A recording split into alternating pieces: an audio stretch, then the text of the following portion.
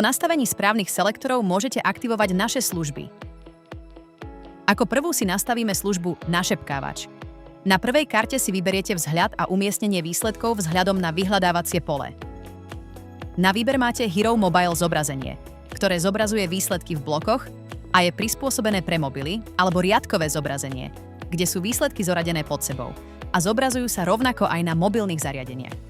Keď tieto základné nastavenia uložíte, prejdite na druhú kartu, kde si môžete upraviť štruktúru výsledkov, názvy sekcií a texty.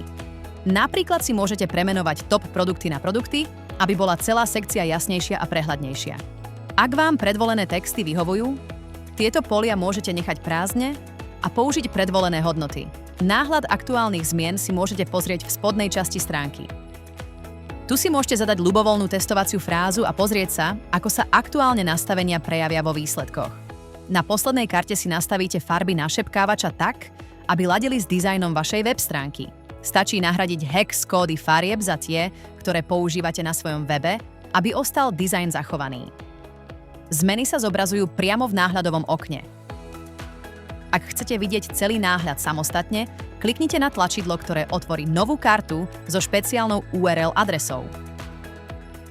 Po každej úprave stačí túto náhľadovú stránku znovu načítať a hneď uvidíte všetky zmeny, a to bez potreby ich opätovného publikovania. Takto si môžete všetko otestovať ešte predtým, než to nasadíte. Keď ste spokojní a všetko vyzerá ako má, môžete svoj našepkávač vypublikovať.